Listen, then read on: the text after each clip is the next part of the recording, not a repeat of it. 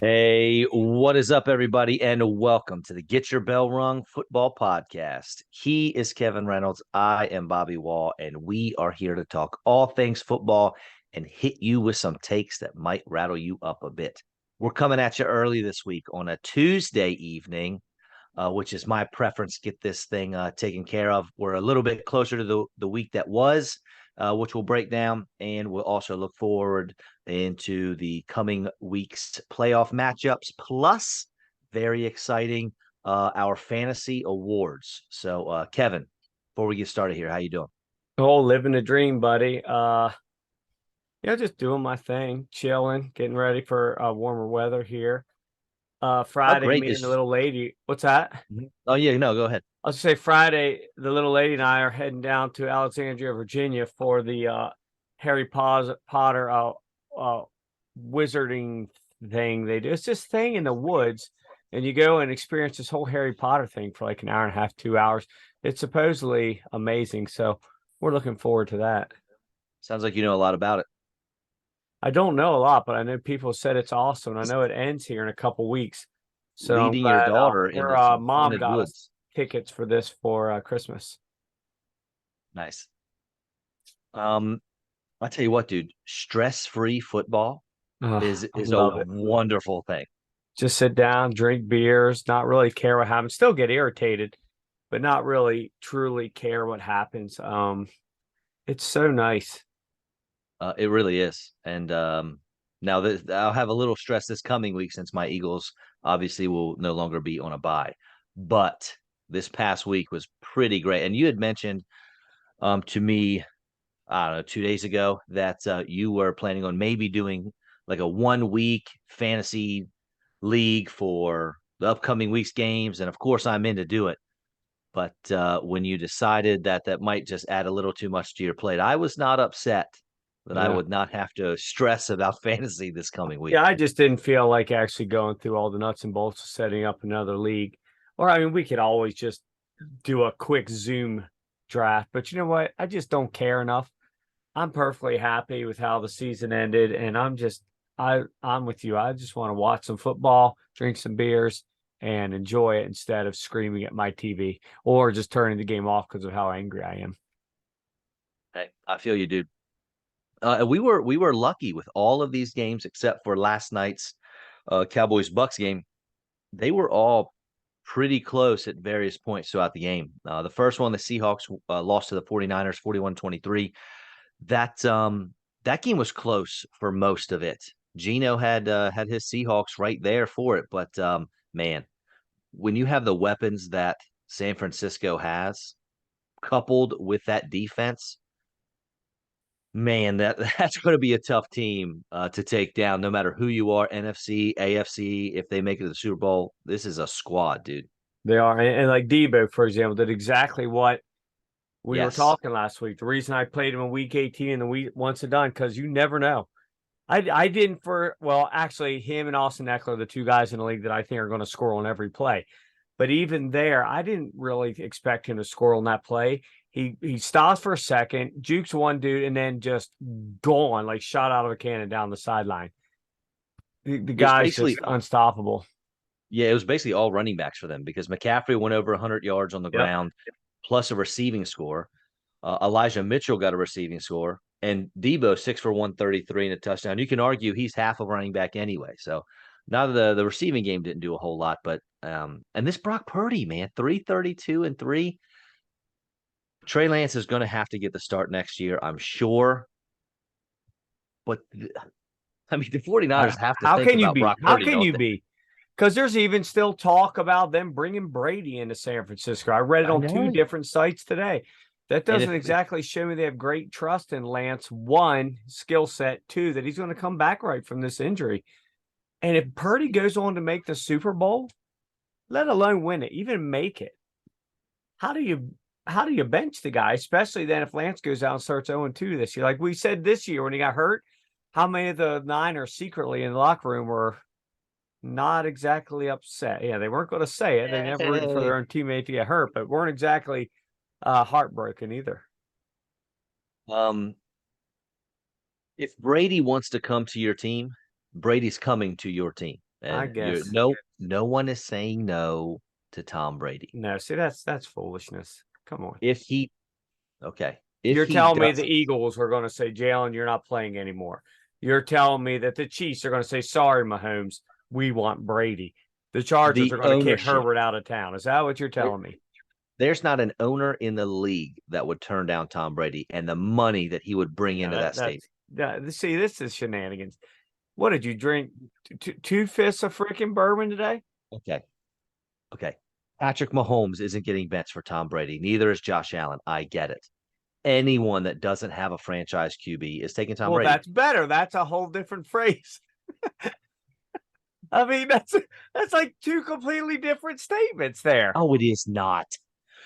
Nobody thinks that when I say anyone will take Tom Brady that I mean Patrick Mahomes. Are you Nobody sure they thinks that. don't? You sure they don't? Whitey Yes, listens to Kevin. this. No? You You sure they don't? okay? You might have a point. Sorry, Whitey. I'll tell you what, the player of the game for the Seahawks, it was DK Metcalf. 10 catches for a buck Yeah. 36 and 2 touchdowns. He did his best, man. And Geno Smith only had 10 completions, 25 or 10 incompletions, 25 for 35, 250. He tried, but Just couldn't keep up. And that fumble then, killed them. That fumble when they yeah, were driving to take the lead again, end up fumbling, and then the Niners just went straight down their throats and scored real quick. 14-point turnaround on that fumble Gino had at strip sack. yeah. And there's just not going to be too many teams that are going to be able to stop the Niners offense while also scoring on the Well, defense. no, that's saying you have to play almost a perfect game against them. Yes, you do. And fumbling on the 15-yard line when you're about to score is not playing a perfect game. Correct. Moving on to the next one, the Saturday night game was the LA Chargers and the Jacksonville Jaguars. Amazing. 27-0 at one point. Can I ask 20 you quickly? please. Did you go to bed? Yes. Because I I texted you sure did. twice and got nothing, and I'm like, this mofo went to bed. It was Like it was many people did. Many people yeah, did. Camler went to bed. He's like, 27-0. I had enough. Went to bed. yeah. It was date night and the lady and I were out and we got home at halftime. I was watching the game, while we were out and we got home at halftime, 27-7 at that point. And I was tired. There really wasn't anything else to watch. I mean, come on, the Jaguars, they had a great season, a great run, Yeah. Cinderella snuck in the playoffs, the first year head coach for them, at least, first year in Jacksonville for Doug Peterson. And you know what? I was happy for them. They got to the big show. No chance they're going to come back and score 20 or no. Yeah, 24 points in Plus, the you had second to half. put the whipped cream and cherry on top of date night. No pun intended. So, I mean, right, I'm with you there, buddy. You picked right there. It was not what I expected the outcome of this game. But miraculously, Brandon Staley did not get fired. Yeah, And yet, but they fired the offensive coordinator Joe I know Lombardi. he's the scapegoat. And I get it.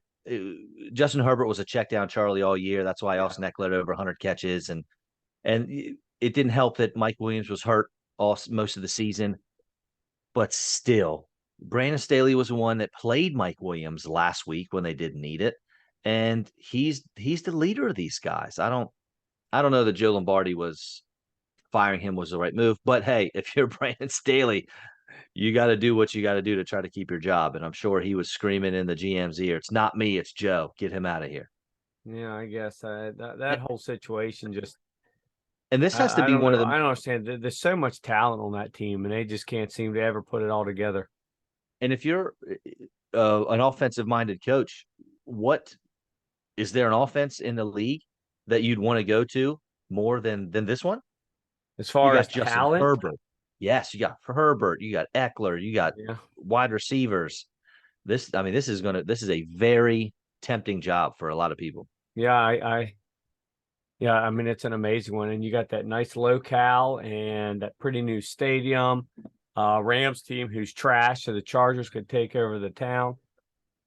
It's I don't know. I don't understand.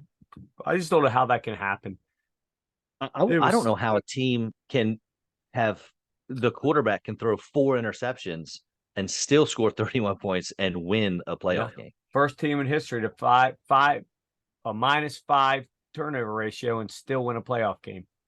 That's This guy wrote to you at one point. Of course, you were already doing whatever, and that I wrote this is embarrassing at like 9:29 or 9:26, and then yeah. exactly 2 hours later, I just wrote to you like what period the period word that starts with an F Heck. period. What the heck? Yeah, what the heck? That's it. Uh it was just awesome to watch. Insane. It was so awesome to watch. Once it got to 27-14, I was even like, this is at least interesting now. And it just kept going and going and going. It's like San Diego's going out of their way to lose. And Trev was a monster in the second half. He was Yes. just pinpoint accuracy the whole freaking time.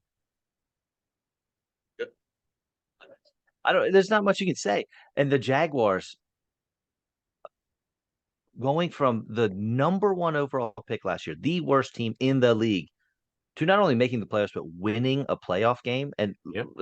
it's not going to be easy this coming week, man. You got the Chiefs coming. It's not, but Actually, you're going to Chief Town. So good luck with that. However, hey, man, if you're going to pick a Cinderella team, this is it.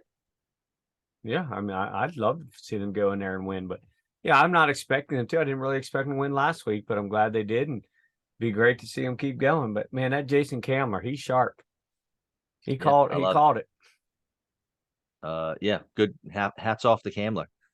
In another game that was we predicted this game to be an absolute blowout. I think the over and under was Everybody two did. touchdowns or more. Yeah, the Bills barely squeaking out the Dolphins 34-31. And good for you, Skylar Thompson. Not that you played a great game, No, but 18 for you kept your team 45. in there. I mean, I know 18 for 45. I told you. Look at these numbers. I know. I don't know how you scored 31 Jeffrey points. Wilson led the team with 23 rush yards. Tyreek Hill led the team with 69 receiving yards. Nobody else got above 45. Nobody else Yeah, had more than 3 catches. yeah, you're right. 2 interceptions. Yeah. Uh, Yet still scored 31 points against Buffalo. If you saw this line, you'd think they maybe got a field goal out of this, but 31. Yeah. It's look, however you do it, man, however you can get it done, that's Yeah, what you do. And the Dolphins got it done. And Mike McDaniel, great first season in Miami. You took your team to the playoffs and you had a shot to knock off the Buffalo Bills. yeah. Didn't pan out, and all this Right. word of him losing his job. Like, really? Get out of He almost here. beat the Bills in the playoffs with a guy who doesn't even have any business being on an NFL team. Your third string quarterback. Yeah, ridiculous. It's their version of Josh Johnson, right? For your Worse, Ravens. but worse. Yeah. I'd rather have Josh Johnson. So hey, awesome game. Loved it. And not a whole lot to talk about the Bills. Your normal faces showed up. Usual Josh Allen showed suspects. up. Yeah. Yeah, Stephon Diggs, Gabe Davis. And Dawson Knox, he almost had 2 touchdowns, right? I know he had one. Didn't one get called back? Yes. Yeah. Yeah. One, there's a penalty. That'd have been a huge game for him. Actually, was it a penalty or is that the one that hit the ground? I think it was the one that hit the ground. Yeah, Not it looked 100%. like he caught it first and then they reversed it because it turned out he just barely lost control as he went to the ground. Right.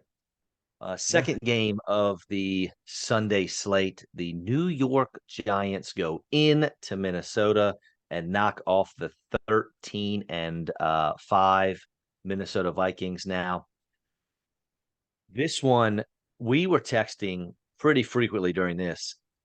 How impressive, and the story of the game for me, and I know for you, was Daniel Jones.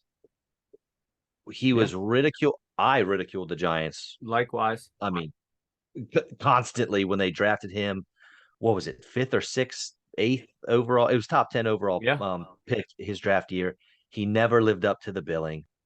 And here comes Brian Dable, first year head coach, first year with the Giants. He's figured out Daniel Jones. And he's got the legs, right? 78 rushing yards, led the team in rushing, even though Barkley had 2 touchdowns. Only 9 carries for Saquon, by the way. It's interesting. But He looked great throwing the ball. He was accurate. He made good decisions. He put the ball where it needed to go. No turnovers. I am not excited about playing the Giants. I'm not excited about my Eagles playing the Giants this week. I was watching this game hoping that the Giants somehow lost because they're rolling. And the Eagles barely beat the Giants backup slap 2 weeks ago. Yeah, it looked good. Daniel Jones just looked amazing. Whether it was scripted runs, whether it was just basically backyard football, the dude just made great decision after great decision. No turnovers. You and I talked earlier today. The most amazing thing of it all, he's doing this with a group of receivers that shouldn't even be on the field. Guys that are the number 4 and 5 on most teams in the league that are now starting. His leading receiver was Isaiah Hodgins. Yeah. 8 catches, 105 and a touchdown. Before the season started, I had never heard that name. No, was he drafted originally by, was it Minnesota maybe that let him go? Yeah, they picked him up off waivers. Bellinger scored. Darius Slayton had a nice game. Darius Slayton dropped a really easy pass late in the game that would have went for a cupcake first down. But man, they just looked awesome. They looked good on defense. I know they gave up 24, but they still look good. I don't know, man. Daniel Jones. Boy, we were on. One of my neighbors up the street, RJ, was actually writing on our Facebook site, our Get Your Bell Rung Facebook page today about him. And I'm like, dude, I'm a believer now. What else? How can you not be? Yep. He's looked great. These last 5-6 weeks, he's looked like a top 5 quarterback. As crazy as it is to say, that's what we're seeing right now.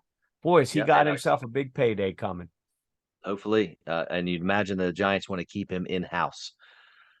Kirk Cousins, he was accurate, 31 out of 39, 273 and 2 touchdowns with no picks. But I hit his decision, especially at the end of the game. It was atrocious. Stupid. What just throw it to the ground if you're going to do that. Why? Right. He just gave up. Did he not know it was 4th and 8? Yeah. 4th and 8, and you throw a 3-yard pass when the guy is getting blanketed. Had no chance of getting anything else out of it. Yep. Mind-boggling. I'll tell you what, Hawkinson, though, 10 catches, 129 yards. He's going to get drafted. Is he going to be a top 3 tight end next year?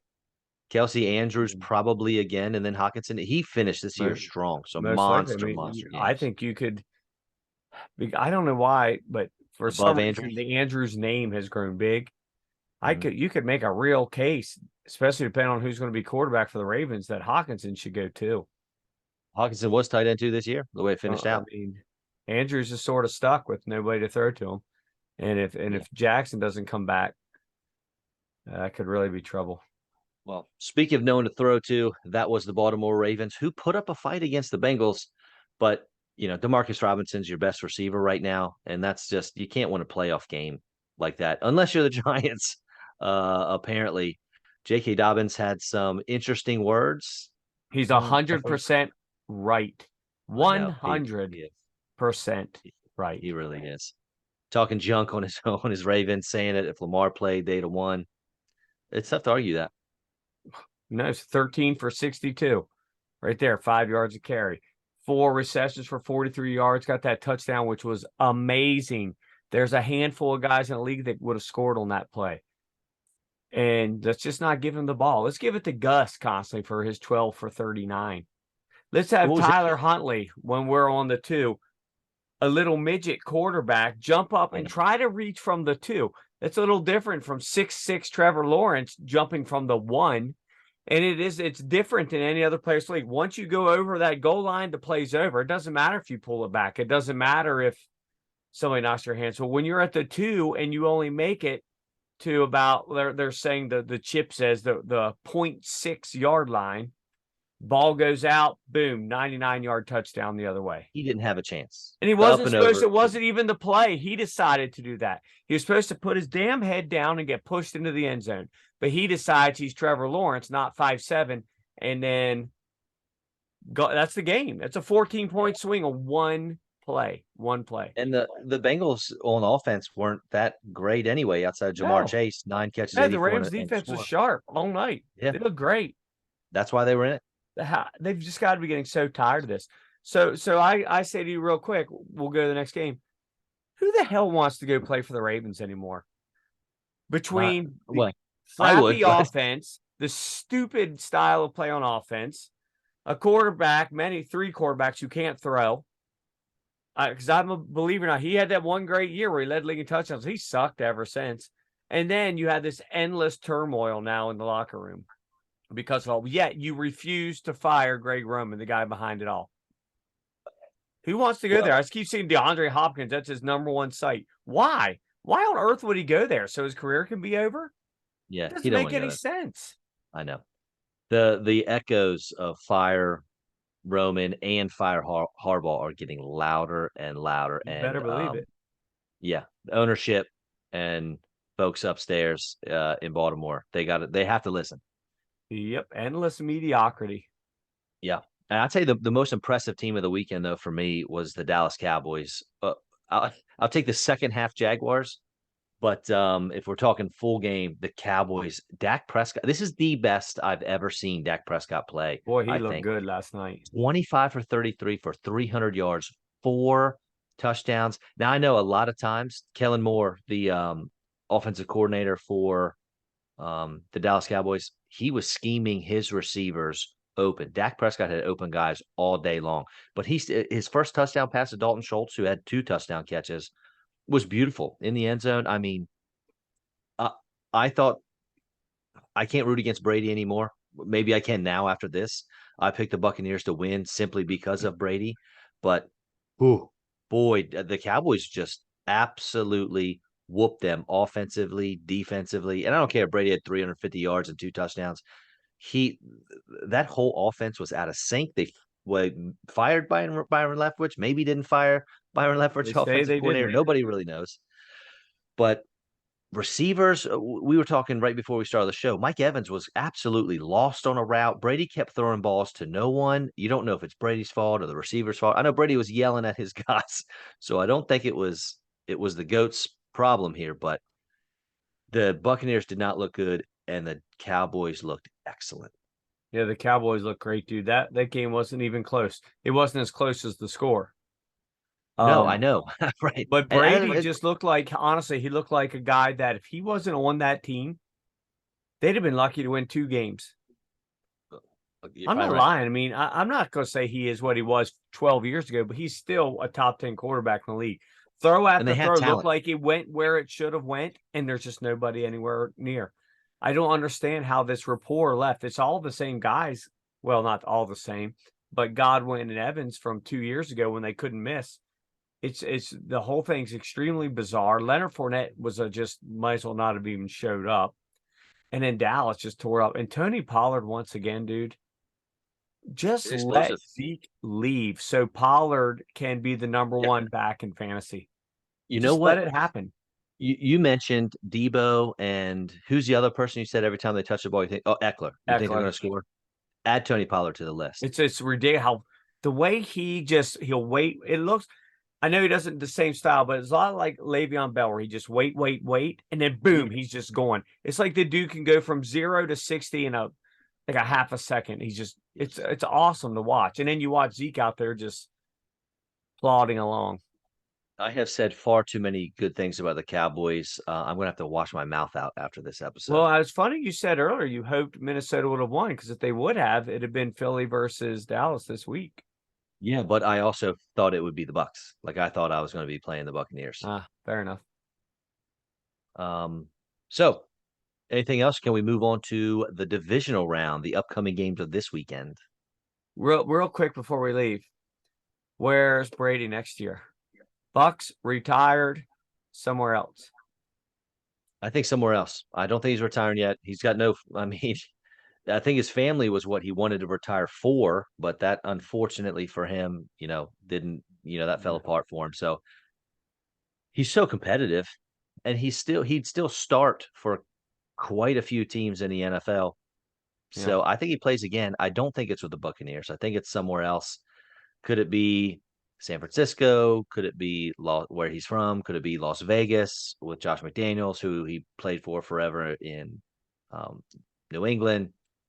Could he go back to New England? I mean, Mac Jones didn't really light up the world No, he didn't. this past year, And I've but seen rumors of that. It's funny they researching things. How many experts still think he'll return to the Bucks?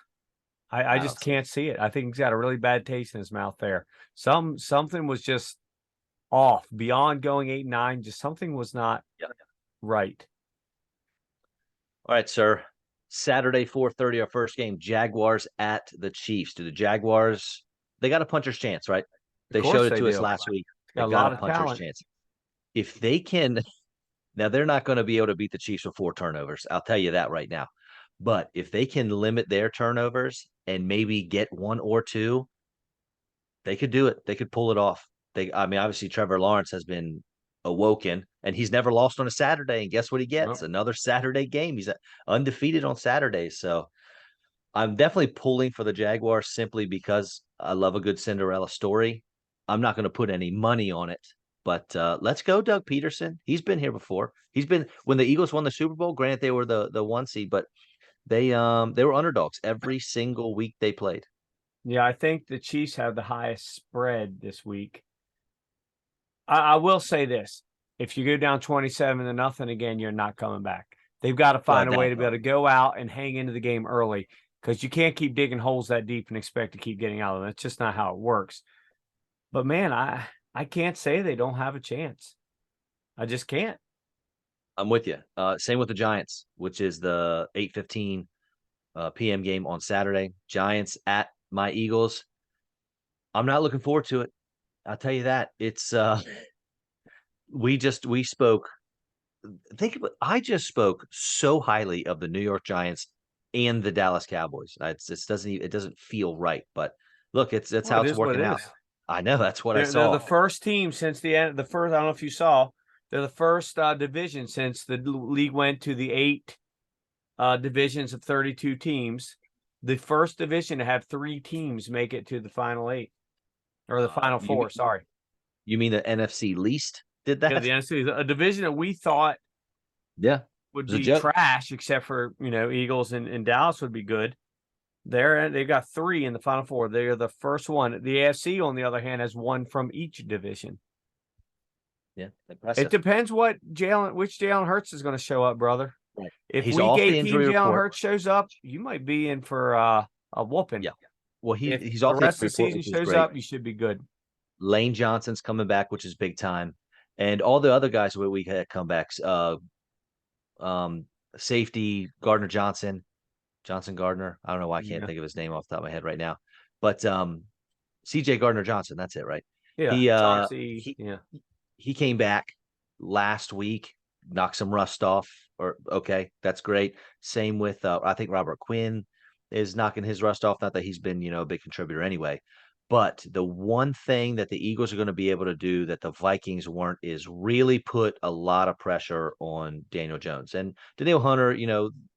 He was able to make some plays and things like that for Minnesota, but the Eagles, 4 players with double-digit sacks, they're going to be in his face, and they play against Jalen Hurts every day in practice, so they know what it's like to go up against a mobile quarterback, and it's going to be a good game. It might be the best game of the weekend, to be honest with you. I mean, we talked for the show.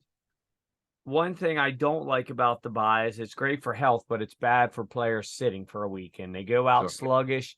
And now you're up against a team who knows you pretty well and is playing like literally peaking at the perfect time. Rolling, yes, that's what the Giants do, right? If they make the playoffs, watch out. Yeah, they usually don't make it, but if they do, buddy, you're absolutely right. There's 2 Super Bowl wins. They didn't do much during the year. They peaked at the right time and ended up winning. I don't know, man. This is like such a toss up. I don't know. I couldn't imagine putting a dime down on this game either way because I have no clue what's going to happen here. It's really strange. Yeah, Bengals Bills, same deal. If I had to put a dime down, as you said, I'd put the dime on the Bills being the home team, and that's a Sunday 3 o'clock game. But you can never count out Joe Burrow and the Bengals especially if they can get the ground game going at all. If Mixon can get anything going against the Bills and they can keep the ball out of Josh Allen's hands, out of Stephon Diggs' hands, then they could easily, I don't want to say easily, but they could definitely win this game. They're just going to have to control the clock and score points when they got the ball. You can't if they go 4-5, 3-and-outs, it's going to be tough to win this one. The biggest over-under, I'd like you to give me a number real quick. The over-under on how many damn times we have to hear Damar Hamlin's name during the broadcast. It's got to be around 36. Really? You think it's that low? Wow. I think it could be more than 36 by halftime. Maybe.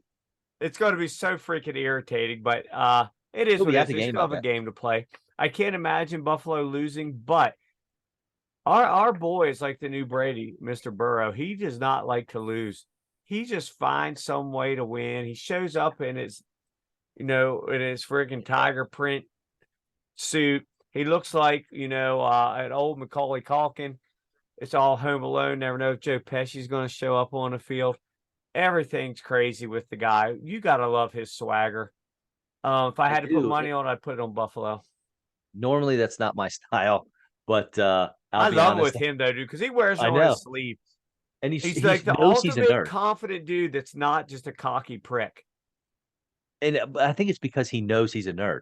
And it's sort of like this stigma, this aura that he has to go with it now. He has to run with this nerdy guy who acts like flamboyant, like, Cam Newton outfits and stuff.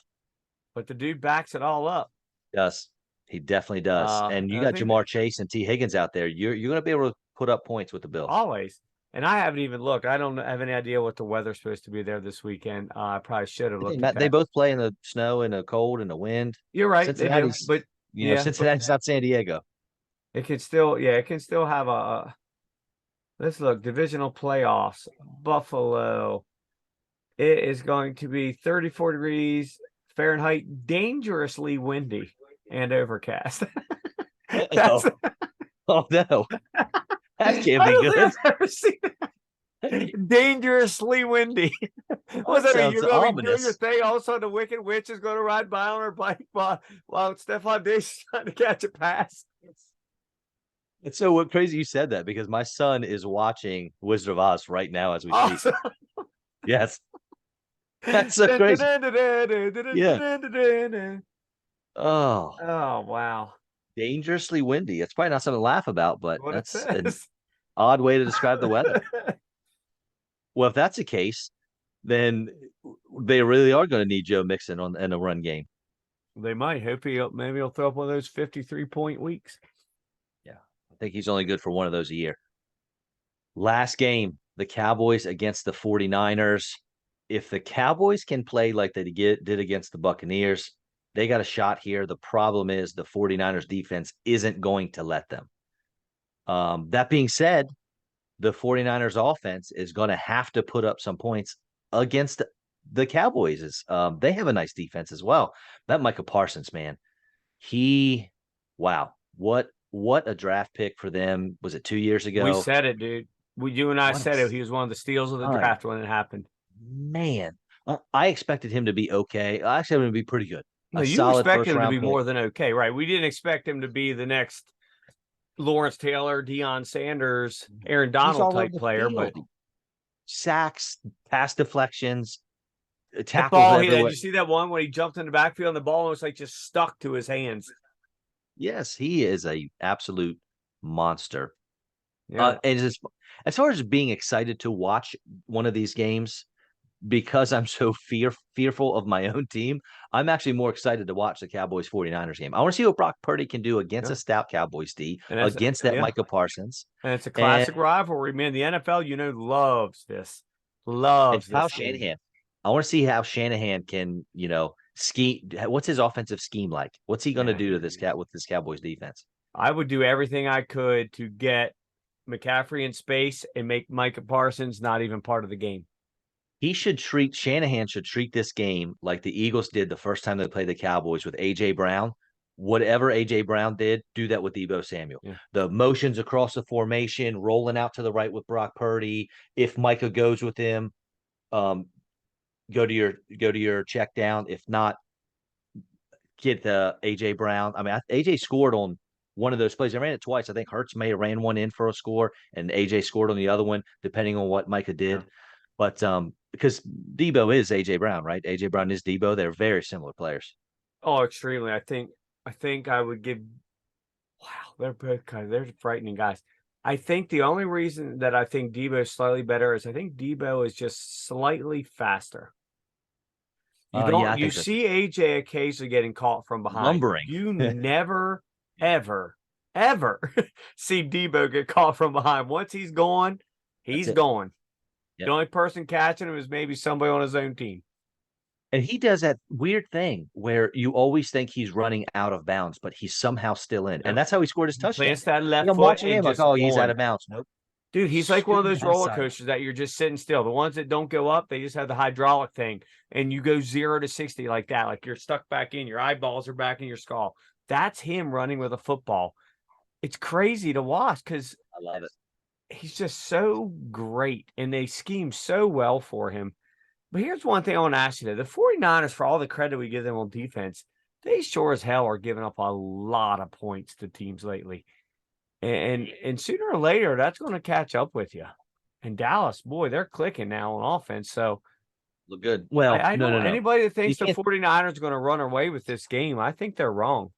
I don't know if you can say they're clicking on offense. They scored 6 points against Week the 18, Commanders they 2 weeks sucked. It ago. was ugly, Right. terrible. I don't think they really much cared. I think they knew their fate. But this week when it mattered, man, they Looked nice. awesome for sure. 52 degrees overcast for that game. No dangerous winds. That's good. It's good. Tsunamis, tidal waves coming in from the Bay Area, anything like Nope. that. All right. Ready to move on to our awards, our end of season fantasy awards. Yeah. Awesome. We got QB, running back, wide receiver, tight end, rookie, comeback player, bust, and the Get Your Bell Rung Award for the most shocking player that we thought for fantasy this year. We'll do QB first. I'll start. We'll just alternate doing this thing. My guy, all summer long, screaming it from the rooftops. Homer. Jalen Hurts. He was number one in points per game for the quarterback position. He missed 2 games and was still QB3. He was a top 3 QB 8 weeks. The only non-quarterback one finish was week 4. And let's see what he has 760 rushing yards, 13 rushing touchdowns, and only 6 picks. So he's not even taking points away from himself. You know, guys like Josh Allen, whatever, double-digit interceptions, you're taking points away, but not Jalen Hurts. He had one heck of a season. Now didn't he lose I called it. Now didn't he lose any fumbles? Hurts, I think he lost 1 or 2. I don't think it was excessive. I think you had him as your number 1 overall, but he didn't actually end up number 1 overall. Well, points but per game. But yeah, yes, we'll pretend. Correct. We'll pretend for your argument's I sake. love pretending. Yes. I had him at 4. So we both thought pretty highly of him, much higher than a lot of other people thought. I saw very few prognosticators have him even in their top 5. We both had him. So I remember that episode. I thought I was being pretty crazy, put him at 4, and then you come out and put him at 1. He was sharp. He was sharp. He lost 2 fumbles. He lost 2 fumbles in the year. Okay. He had only one thing against him as far as fantasy. You and I are smart fantasy players. We don't always win because you can't. So much luck. But we do well a lot. There's a lot. We do our best How to negate. will we even draft when we put together a team? What are we trying to do with this team? Win by building for the fantasy playoffs. Put together a team that will compete well during the regular season, but ultimately a team that will compete well in the playoffs. Let me think of a guy who didn't even play in the damn fantasy playoffs. And there it was. I made it however long it is, and the damn came out. 0 You said it twice already. points. 0 that was your third time. So many teams just got screwed. Not by his fault. I'm not saying that, but maybe the only reason I went was Sir Patrick Mahomes, who ended up number 1 in overall points, number 2 in points per game. 5,250 yards, 41 passing touchdowns. He did have 12 picks, but I looked back and read some things. At least 6 of those were balls that should have probably been caught, but instead his receivers, just because they're not exactly a stellar crew, just sort of batted up into the air. It ended up being picks. But he also had 350 rush yards and four rushing touchdowns, 0 fumbles. And when you needed him, he was there, baby. Week 16 and 17, 24.2, 25.6. Consistent all year. His lowest week of the entire year, week 18, when for most people, other than a handful of games, it didn't really matter. You and I were watching it. I was bitching like there's no tomorrow. You even finally admitted in the fourth quarter, like, this is really weird to watch. Like, this guy, it's like they have a 3-to-1 ratio of pass TDs to rush TDs all year, but not the week I play him. It's 1-3. The only week all season that happened. The only one. And on your behalf here, Patrick Mahomes was QB 1 or 2, 5 different weeks. He spent 3 weeks in a row as QB2. Yeah, he's tough, super consistent. You can make a case for these guys. You can make a case for Josh Allen. I just my thing here is, and it's not always, but I if we're doing this straight from a fantasy perspective, I can't go with a guy who got me 0 points in the playoffs when I needed him most. Again, I'm not saying it's his fault. That's not what I'm saying. But he got me 0 points when I needed him. He got me there, but then I scored 70 points and got slaughtered because I had to play I don't even know, Malik Willis. Well, no, that's not how it worked out for me, my friend. If you're it did for a lot. An avid fantasy, for sure. But you got to be on top of things, man. Jalen Hurts went down. I picked up Daniel Jones. Boom. And that's great. I'm with you. I'm just saying, when we need this guy most, he got us 0 points. It's the only negative I have for the dude. He was awesome, dynamic. I'm still very concerned for the future if this style of play is going to hold up. Because if anything, Justin Lamar Fields, Jackson are all showing us is it's not going to hold up. It looks great when it's working, but when it's not, we're in trouble. All right, who was your running back of the year? So I went against the grain here, and for one reason only, and I'll tell you what it is at the end. I went with Mr. Josh Jacobs. Nothing wrong with number 3, okay, but only by 18 points. I used our league, my league of record, our once and done league scoring for my thing. So he came in third by only 18 points. Number 4 in average. Led the league in rushing, 1,653 yards, 12 rush TDs, only 1 lost fumble, and 53 receptions for 400 yards. He had 54 receptions last year, which surprised me because I thought they used him a little more in the past this year. But he had a stretch of about 6 or 7 games where he just was non-existent. McDaniels wouldn't throw to him. He sort of sucked in week 16, but he got 17.5 in week 17. That's great in the fantasy in your championship game. But here's why I picked him. I know that Eckler had a better overall year. I know McCaffrey had a better overall year. I know you can make a case for Henry even maybe ahead of him. But this dude was the RB22, 48th overall, last pick. Mm-hmm. Yeah, last pick of the 4th round. And the dude puts up almost number 1 numbers. Again, McCaffrey, okay, he's your number 2. Some leagues number 1 running back. Okay, Eckler, again, top 5 guy. Henry, top 5 guy. This guy, you got him at the end of the 4th round, beginning of the 5th round, and he gave you top tier number 1 running back points. That's why I made him 1. He led the league in rushing, and he was RB1 for a while. He was. And he was, as you sort of kind of mentioned, he was in the running for my Get Your Bell Rung award. He was a player that was in the running for that because, like you said, 4th, 5th round pick, and catapults himself to RB3. Scored what, like 303 fantasy points or something like that? And there was talk as late as July, they might even maybe release him. Like, McDaniels just doesn't even want to deal with it. We've got 4 running backs we're going to play. This guy's just one of them. We don't really have to deal with it. But man, he defied everything. But again, that's the thing. It's fantasy wise, it's the value. This guy is the 22nd guy. On a lot of teams, he wouldn't even be, for the first couple weeks of the season, he wasn't even starting on their fantasy teams. They might have had 2 guys above him. Wasn't even playing. He played almost the entire game during the Hall of Fame game in the preseason. Yeah, which led people to believe, like, okay, they are not going to, he's going to be 3rd string. They'll put him in here and there, and they're going to let him walk. Yeah, they didn't pay him his 5th year. McDaniels, we think, are going to bring over that New England offense where one week you have 3 touchdowns, 120 yards, the next week you don't even dress. And I mean, God, I wish I would have had him. I wish I'd have had the foresight to say, man, this guy's going to blow up. But who you got, big boy? Chalk for me, my friend, and I'll tell you why I chose Austin Eckler. He was number one, in for number one fantasy running back. He was RB 26 in week one, but was never lower than an RB two after that. He was the best running back on the week 4 different times. Hit over 100 targets, over 100 catches, 18 touchdowns, and Crazy. I did not anticipate that was the problem. That's why I had him ranked a little lower than most people because touchdowns are so finicky. And he had 20 touchdowns a year ago. Somehow scored more fantasy points this year with 2 less touchdowns, but he had 18 this year. And I did not anticipate that happening. That's just because it's so rare for that to go down.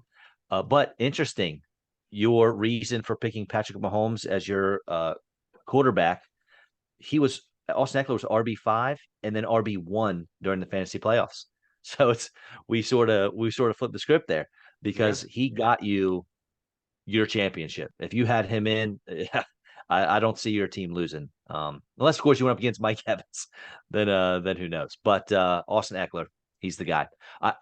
He's might be the number one overall pick next year in all of fantasy, number one. Might be, but still, when I read articles about him, this, that, they always want to question him, like, oh, he did it in spite of himself, or he can't because he wasn't real good between the tackles this year. Well, that's a lot of their blocking too. It wasn't him. He's getting hit in the backfield a lot of the time. The thing is they found a way to utilize him the way he needs to be utilized. One of the few teams in the league that I think actually uses a running back the way he should be used. One of the few true 3-down and goal line backs in the league. And he's tiny. He's a smaller guy. But he's a powerful dude. He's strong. He's a quadzilla type dude. But here's the deal. It doesn't matter if you get 36 yards rushing on the entire game if you have 2 touchdowns. And 79 yards receiving. Right, exactly. With 11 catches. Yeah. Wide receiver, you went JJ, right? I talked to you for a show. I went out of my way to be contrarian here and pick anybody else. The only person I can even find close was Tyreek Hill, but he barely scored. But he was very consistent throughout the year. Whereas JJ, Chase missed some time. Various other guys, Adams, had these games where they throw up like 2.8. A few argument for Hill. He changed teams and was with a quarterback that can't throw the ball more than 40 yards down the field. Yeah. And a quarterback that no one thought was very good. And Tyreek Hill still goes and does Tyreek Hill things. And he still did good with Teddy B.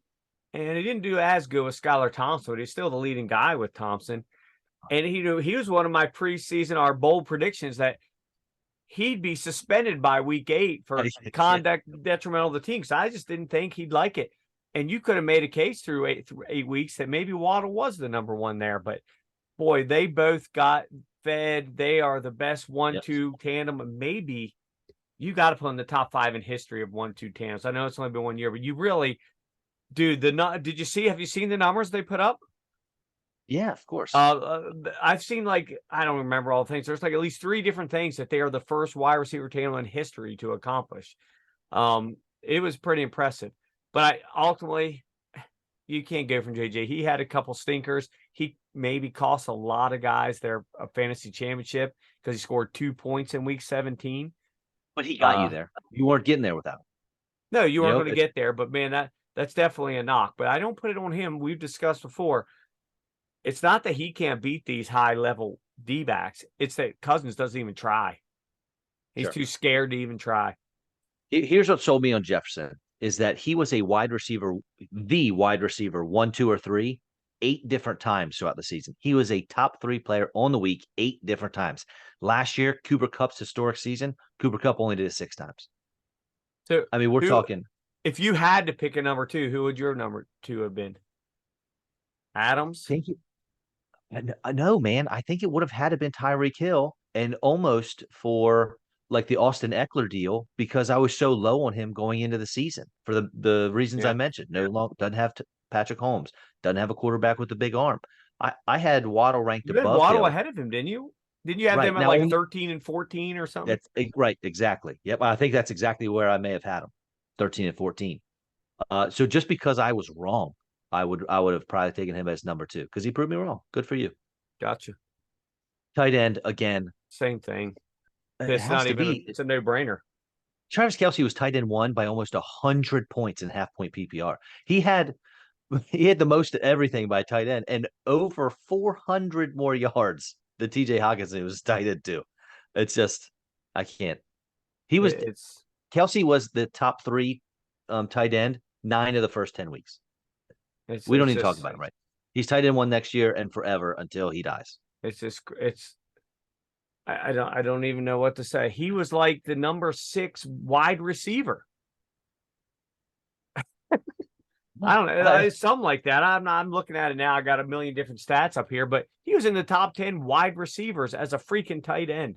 He's going to be, I think, 34 years old next year, something like that. He's a first round pick. I don't care. Well, he has to be. I know. He's not showed even a remote sign of slowing down. You have such a tremendous positional advantage when you have him as your tight end over 100%. whoever you're playing. It sucks in a league like in a regular redraft league. He goes high. He's going to probably go late first round, early second round again, probably late first round. But in a league like say mine, like an auction league, it's evened out a little bit because you just pay an arm and a leg. He's going to go again for like in the low $50 range, whereas even Mark Andrews will go for probably not even 30. If you have Travis Kelce on your team and you give everyone else in your league freedom to pick any other tight end they want to any week, it doesn't Yeah. matter. They can pick whoever they want to. You're still probably You're going going to to win almost every time. Yep, almost every It's time. so crazy. It's bizarre, and he's usually pretty consistent. He had a couple games towards the end there that they just for some reason just sort of went away from him. But that's by design because Andy Reid's Andy Reid, Mahomes is Mahomes. I don't think it's because he was slowing down. They were still winning by 20 points, so it's not like it was a problem. Right. All right. Who's your rookie? So you ready for it? I can't wait. In a world of rookies this year, none of which were particularly dominant, particularly special.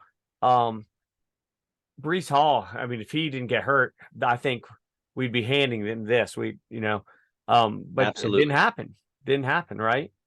Our boy up in Seattle, good year. Our boy in New Orleans, good year. We could even make a sum for Garrett Wilson with the Jets, up and down, depending on whether he had a decent quarterback or a double-A quarterback throwing to him. Ultimately, I went with a guy who played only a handful of games. Mr. Irrelevant himself. Oh my gosh. Mr. Brock Purdy. Wow. So you 6 didn't pick games. Brees Hall because his lack of games, but you picked Brock Purdy. I did. Undefeated. Started 6 games. He's averaging 19 points a game.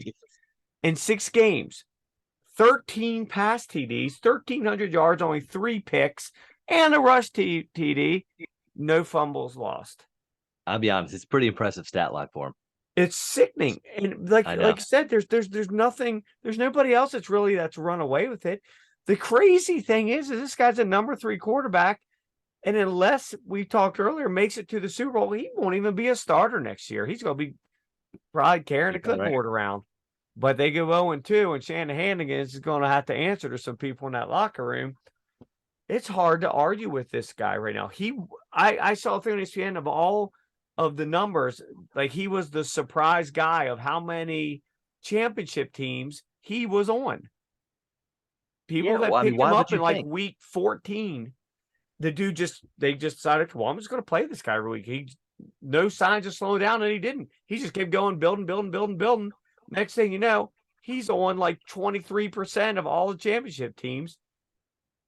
And nobody ever heard of him until week 14.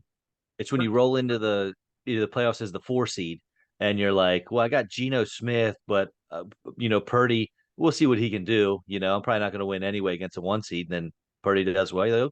Well, I guess I'll start him again. I considered for about half a second playing him in week 18 of the once and done over Mahomes. I didn't. I should have because Purdy beat him by 8 points. And there's the dude that came in like 4th or 5th in the league, played him that week. He got 22 points.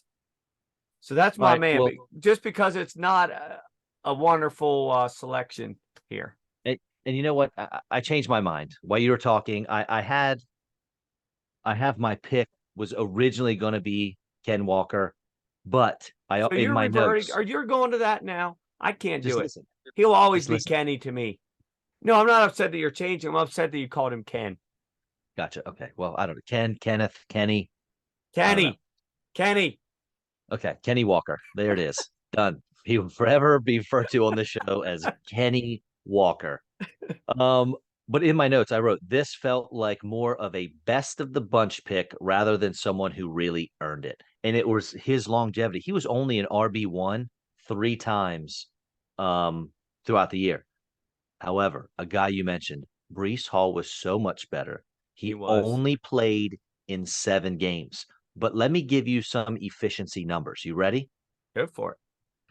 I Out of love the guy. all out of all running backs in the league, he was second in breakaway run rate. He was first in juke rate. He was first in yards per touch.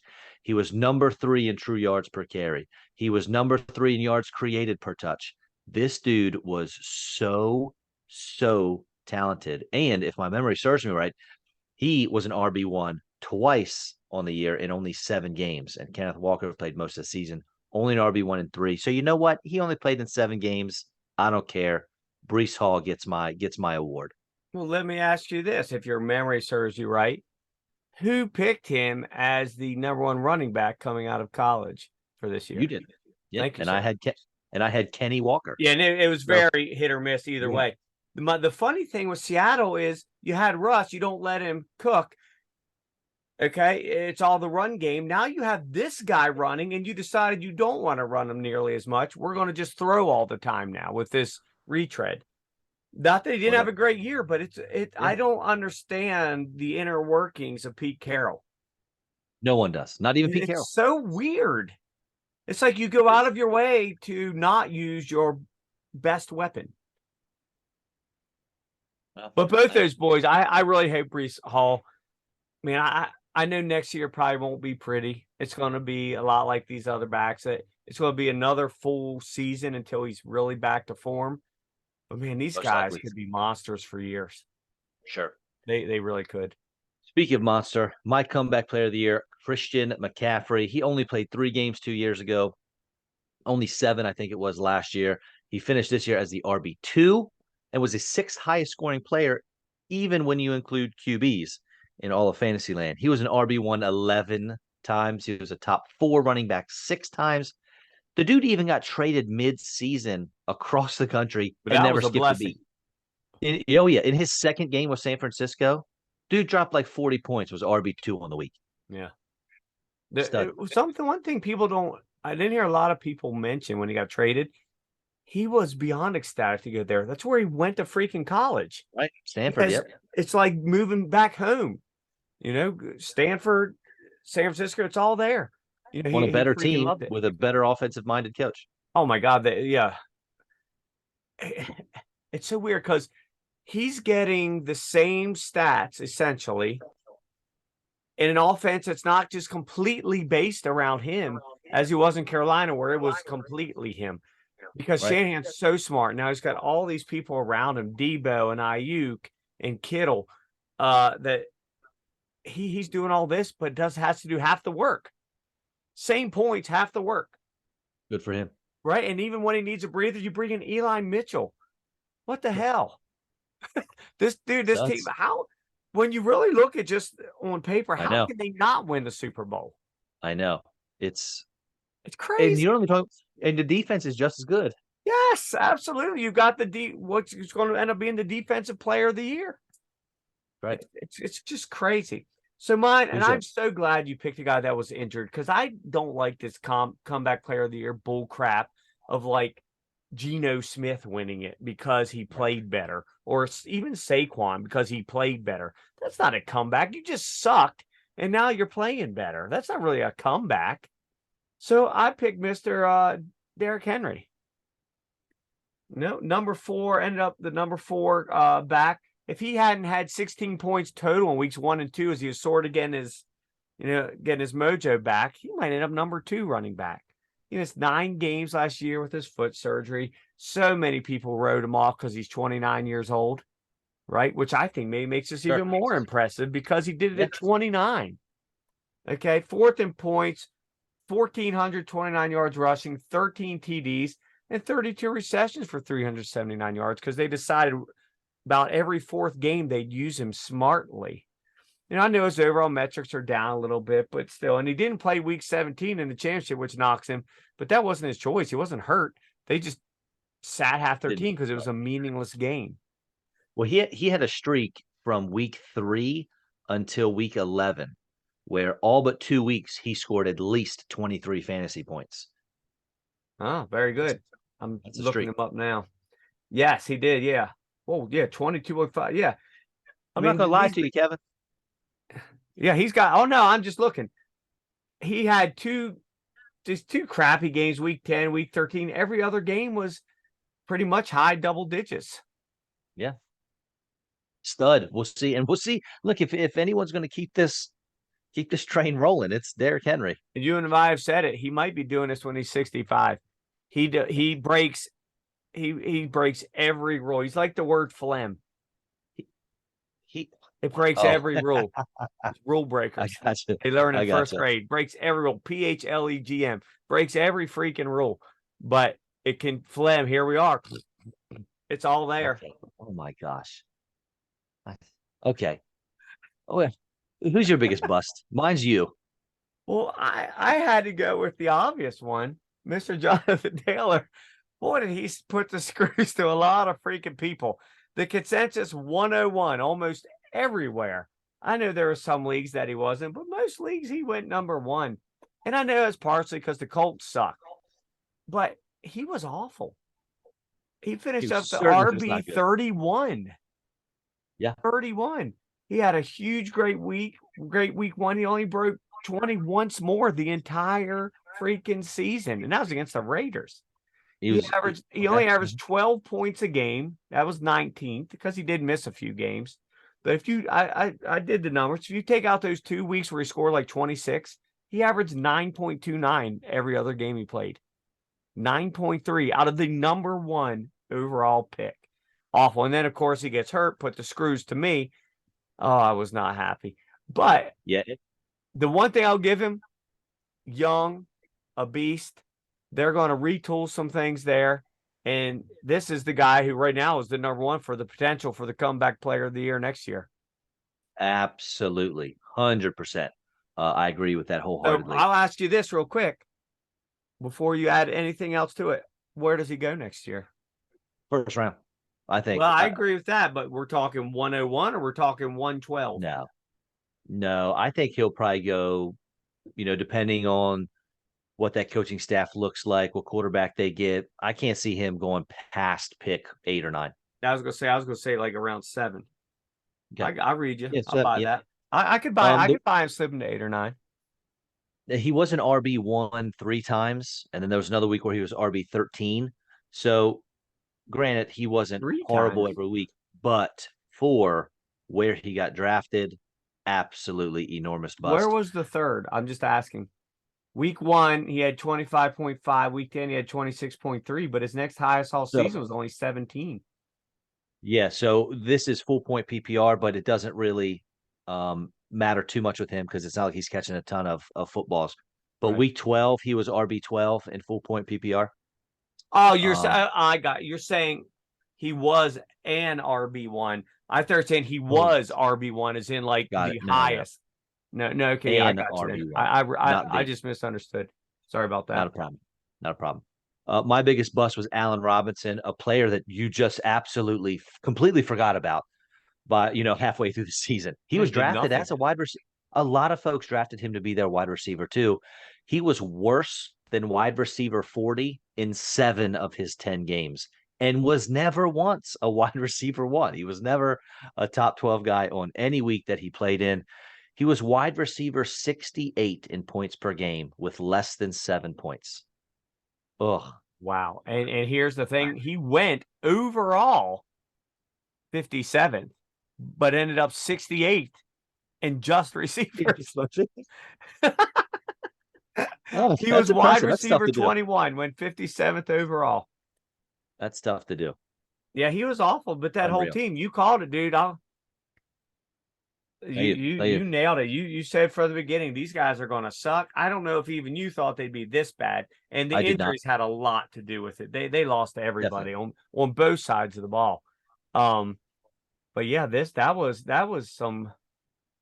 It's just he's a guy. Yes. Most rosters wouldn't have even had him on it by the end. By midseason, he No, wasn't even. yeah, I think for he sure. didn't have like one good game. He was not top wide receiver. He's not a Not wide even receiver once one. was he a one. Gotcha. Correct. And then last award for me, the Get Your Bell Rung award for most shocking player on the year for me. My guy, so happy for him, so pumped. Geno Smith, quarterback of the Seattle Seahawks. Yahoo had him preseason ranked as the 312th player overall. He finished as QB6, only 2 points behind Trevor Lawrence. He was a QB1 9 times. He finished as a top 15 QB in all but 3 games. In his 2 other seasons of starting at least 14 games, his QB rating was 67 and 78. This past year's QB rating was 101. His 30 passing touchdowns doubled his career numbers for the most part. And he did it. Tyler Lockett was banged up at times. DK Metcalf was banged up at times. They lean on the run game, but he resurrected his career, and I'm happy for him. He did. It was very surprising because there was talk over the summer that he might not even be the starter there. He was Drew Lock's backup for most of the Yes. summer, And and now he's about to get paid, buddy. Yeah. Oh yeah. They don't. And I don't know how they can let him walk. Can't. I mean, well, Pete Carroll can do anything, but I can't imagine seeing him Right. letting So Geno go. I'm with you. That's a good one. But I went with another quarterback, a guy that you and I have dubbed at the beginning of the season maybe the worst starting quarterback in the entire league, Mr. Justin Fields. A guy that I thought within about 2 more years wouldn't even be in the league anymore. That's how awful I predicted him to be. And I'm still not sure that he won't. But as far as this season goes, after week 5, written off, he had about 20 points total through 5 weeks. He looked like he did not belong on an NFL team. Then he goes on the tear. He broke 43 points twice. Only guy in the league. It's shocking. Only guy in the league. He broke 28 weeks in a row. There's only one other quarterback in the league that did that. Can you name him? Well, say it again. He broke 20. 20 points, 8 weeks in a row. If it's not Hurts, I'd have to go Patrick Mahomes. It is Hurts. There we go. Mahomes only did 7 weeks in a row at one point. Ends up the quarterback 5 with missing 2 games. And he's also 5th in points per game. You could argue he has the, as in capital THE, worst wide receiver core in the league. This guy was so good, he made Cole Kmet a viable weekly option. He did. Well, he had no one else to throw to. Now, as far as real quarterbacks go, he had a 60% completion percentage, not great. 17 touchdowns, 11 interceptions, only 2,200 yards in 15 But we're talking about games. fantasy, not But we're talking football. about fantasy. Absolutely 100%. This is a guy that drove people to the playoffs. He didn't do much there, but he drove people to the promised land. Okay, you know what we need to do? We need to look up where would he have finished as a running back. Well, it's funny you write that because right here on my page, I wrote he might be the best running back in the NFL. I'm not lying. It's right here on my screen. Might be the best running back in the NFL. He rushed for 1,100 yards and 8 touchdowns. Those are decent running back numbers. Wait, I'll tell you. He's 1,100 yards and 8 touchdowns. Tony Pollard had 1,000 yards and 9 touchdowns. Well, he's got some receiving scores there, so that throws it off. Here we go. Nope. He would be he'd be an RB2 for sure. Oh, no doubt. I'm trying to find a player that his numbers are similar. But it's tough because these running backs have similar rushing stats, but better receiving stats. Um, Alvin Kamara, he had about Well, he had to beat him. we had about 1,400 total yards, but only 4 touchdowns. And Kamara was the RB, was it 18 or something? Yeah. 16, RB 16. So Justin Fields will probably be somewhere around RB 16. Awesome. It's great. It's nuts. Right. But we've talked about this, okay? A lot of it came from those fluke 60-yard touchdowns. We can't count on that. Where does he go? Next year? Because we're not overbidding on him, but 75% of leagues he's going to get overbid. He'll be a top 7 QB for sure, I would think. So 5th round? 4th round? Yeah, probably 4th, 5th, about maybe just a little earlier than Hurts went this past year. Yeah, once the run on quarterbacks goes, somebody's going to grab him. You get a homer in there, he might go in the 4th. There were 6 times he was not a QB1, Justin Fields. Well, I agree. That's what I'm saying. I wouldn't still be surprised if in 2 or 3 years he's not even in the league. But as far as fantasy goes for this year, the dude was just unstoppable. I mean, a guy in our league, Two-Nut, in a 16-team league, he had him in Jackson. He got to the point he was starting him over L-Jax. They should have. That's what I'm saying. That's how good he was. Yeah. In that 8 to 9 week span, he was unstoppable. All right, sir. Anything else for you? I'm good, brother. Looking forward to some good games this week. Enjoy them stress-free. Thank you all for listening. Check us out, Facebook and YouTube, as well as Spotify. Let's do this again in a week, my friend. Let's do it. Go Jags. Yeah.